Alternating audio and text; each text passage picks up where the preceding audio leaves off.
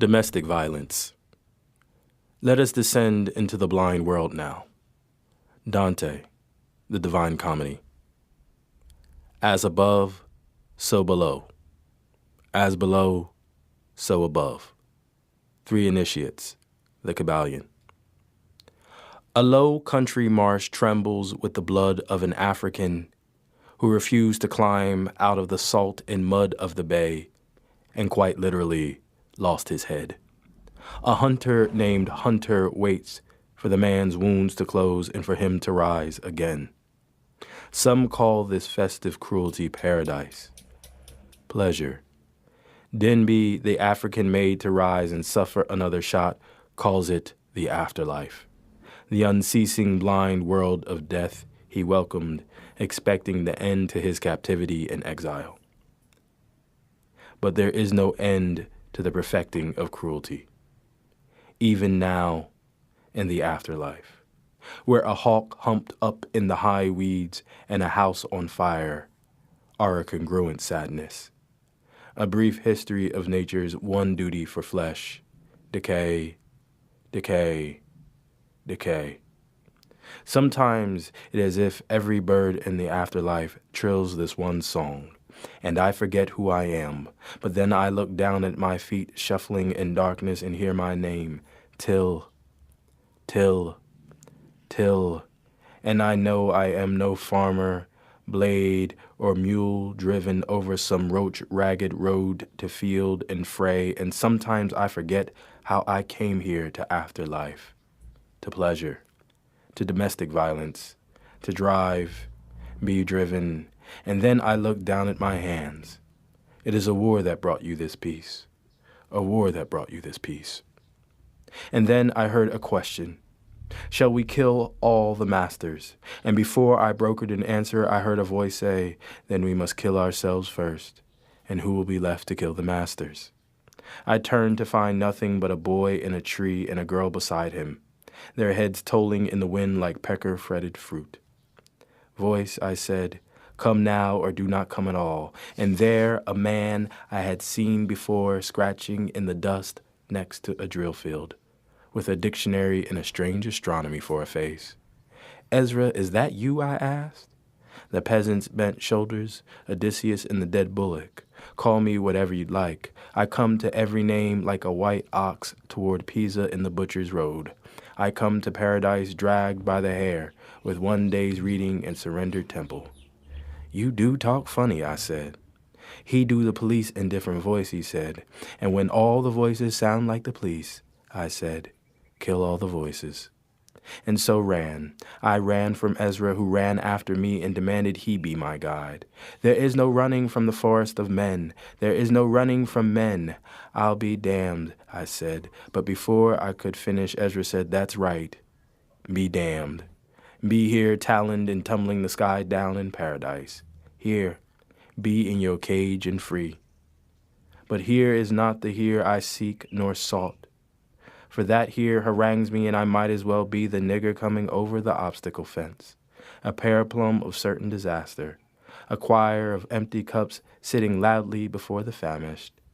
Your prince, dear Ezra, hanging by his heels in the piazza, the sprezzatura of maggots rummaging the round heart for its divinity impulse. Ezra, nothing of you but the dead, and so I ran past the possum running through the skull holes of a dead man lying in the fog that licked them into a wet testimony, the possum testifying to their death, coming, going, in ruins, and floating out, beyond their murders and dropped plates, out beyond the Temish rivers and its drowning traditions. And then I looked back and saw Ezra. He had come to his cage and could go no farther. Till, he said, bring me up from beneath these decks, one slaver to another. He winked and I winked back, handed him the katydid buzzing in my pocket as I had done before, dug a trench around him as another had done before, then said, Ezra, be here in your cage and free, and ran. And then I came upon a mountain, and then a chasm for which there was no bridge, and so turned back to find a possum running behind me. And I asked him, "Dear possum, what do we do with this darkness between us?" And the possum said nothing and ran on into the darkness, into the chasm, and fell speaking of the end of touch, the desire to forget desire, shadows, the fear, and a handful of dust, a woman's mouth, fear I had known of and visited, though now I cringed at the thought of that violence, the violence that I brought, and so thought to throw myself too in that chasm. When a hand touched my shoulder, a voice said, "Not now, maybe never. On we go, dear boy, through this weather. Let's find us another theory of light or darkness." Then she laughed, for it was a woman with a lit darkness and a careful chin, glasses, her body a tin of tender. "What do you know of me?" I asked. She said, "Louis, I know of you as I know fog, that it comes on through the alleys and past the dead boys and girls who had not wanted to die in those alleys and ornament the city's sight. Louis," she said, "I've known all your light, but do you know mine?" And I hadn't. I was a taken city burning, she said, a burning house built to heal the sick, a sick house full of healing, the owl, moccasin, and panther, a rising for which there has never been such risen, the total black.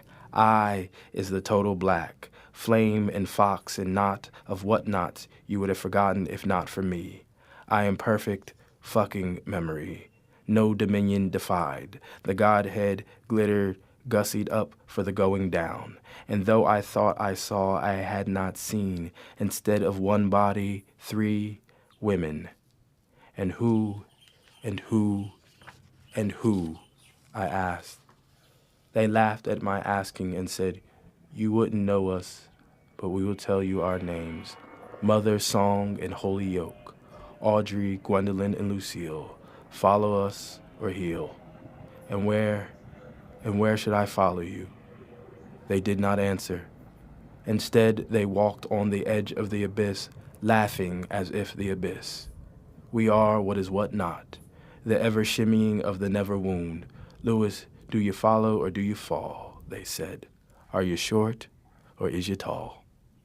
And on they played, pleasured, and pigeoned with each other, kiting sound and word between them, as I have seen lovers do, passing cigarettes and smoke from one mouth to another. The smoke, the shared body of a God that has no master or mastering plan other than abiding in darkness, abiding in both its coronation and crucifixion. On we walked, and I followed, beyond the bears chortling pears from Augustine's outstretched hand, out beyond the river scissoring the changing maple, its leaves ambering, then auburn, then green each time a child appeared and touched its trunk. We stopped, watched. I asked, "Who are they?" And the one full of light and knives answered, waving at a few who journeyed to the edge of the water but did not wade in. "And why don't they wade in?" I asked. She snickered and quieted, then said, "Wind and foxes, what was never mine but was and was," as if she knew I did not understand, continued. "The ones I got but did not get, the wild hair they could not grow, but scratches me now as it did once in a dream. Our abortions, Louis, our ones given and gave, dim. The ones given all of their years at once, and none or never." And when she spoke, I saw another come to the shore and wave at me, a boy given and gave, the crushed color of late evening long after the pickers have come in and settled near a pot of ox bones boiling in the evening of their own water, once again predicting the arch and strange astronomy of the flesh and its march to October in the battered soil. I turned from the one waving because I could not see beneath the stairs of his steering and stare. Paradise, why do you bring me such weather? Why would any man come down from his noose for this? Because coming down is exactly the point. All heaven's lesser and below heaven.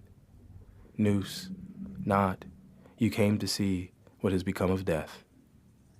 The women spoke as one who had many tongues, all Holy Ghost and gut of a river gabbling over the white stones. And where are we going, I asked, where language begins till paradise, but over there.